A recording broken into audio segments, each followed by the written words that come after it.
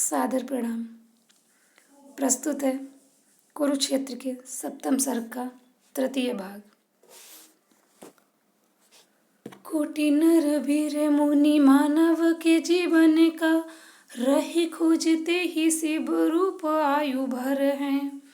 खोजते ही से ही सिंधु मथित हुआ है और छोड़े गए व्योम में अनेक ज्ञान सर हैं।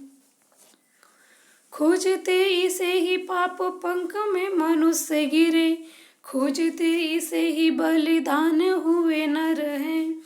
खोजते इसे ही मानवों ने है विराग लिया, खोजते इसे ही किए ध्वंस के समर हैं। खोजना इसे हो तो जलाओ सुप्रज्ञान दीप, आगे बढ़ो वीर कुरुक्षेत्र के शमशान से। राग में विरागी राज दंड धर योगी बनो, नर को दिखाओ पंथ त्याग बलिदान से। दलित मनुष्य में मनुष्यता के भाव भरो, दर्प की दुरग्नि करो दूर बलवान से। हिमशीत भावना में आग अनुभूति की दो, छीन लो हलाहल उदग्र अभिमान से।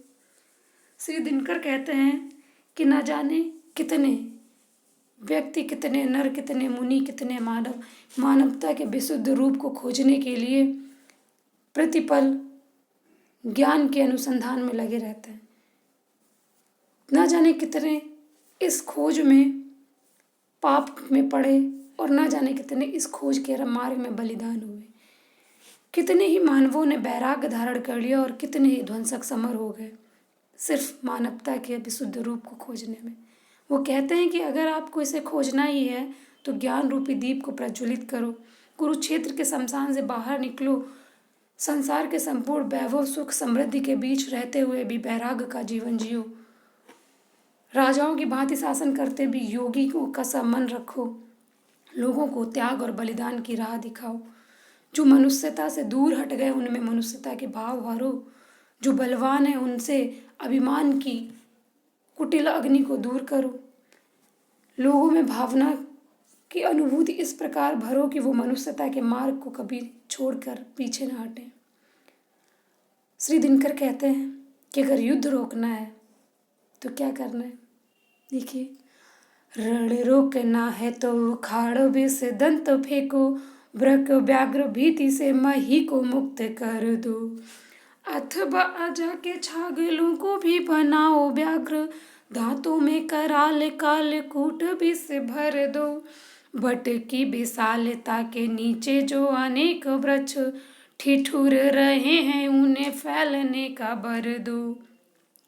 रस सोखता है जो मही का भीम काय वृक्ष, उसी की सिराएं तोड़ो डालियां कतर दो।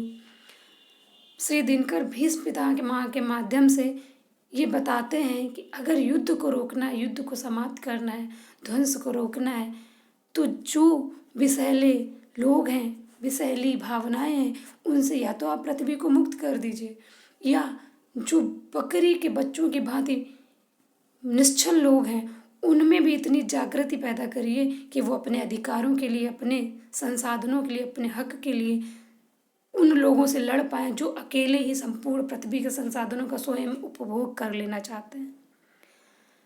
धर्मराज यह भूमि किसी की नहीं कृत है दासी, है जन्मना समान परस्पर इसके सभी निवासी। है सबको अधिकार मृत्तिका पोषक रस पीने का, विविध अभावों से असंख्य होकर जग में जीने का। भीष्म पितामह कहते हैं कि हे युधिष्ठिर, ये भूमि किसी की खरीदी हुई दासी नहीं है। जितने भी लोगों ने इस भूमि पर जन्म लिया है वो सभी परस्पर समान है और सभी को समान अधिकार है इसके संसाधनों के उपभोग का, और बिना किसी डर के, बिना किसी भय के निर्मुक्त जीवन जीने का।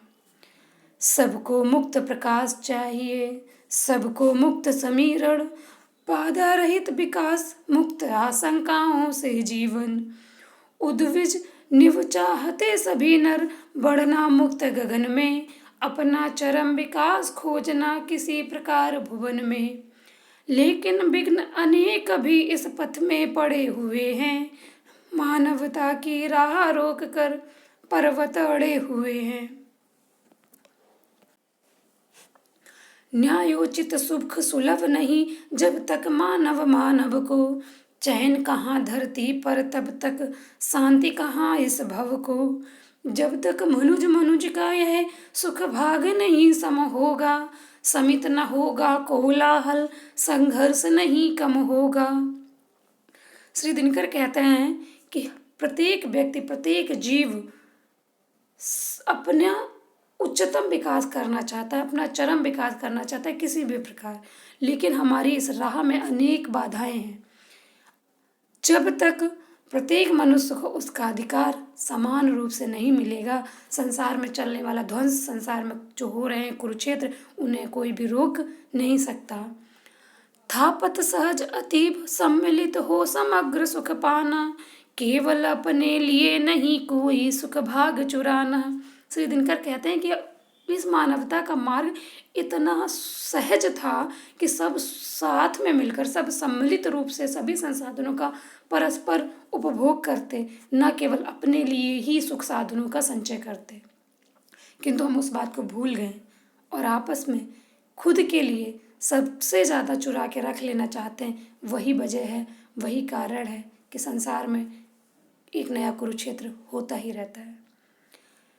थापत सहज अतीब सम्मिलित हो समग्र सुख पाना, केवल अपने लिए नहीं कोई सुख भाग चुराना। उसे भूल नर फंसा परस्पर की शंका में भय में, निरत हुआ केवल अपने ही हेतु भोग संचय में। उसे भूल नर फंसा परस्पर की शंका में भय में, निरत हुआ केवल अपने ही हेतु भोग संचय में। धन्यवाद।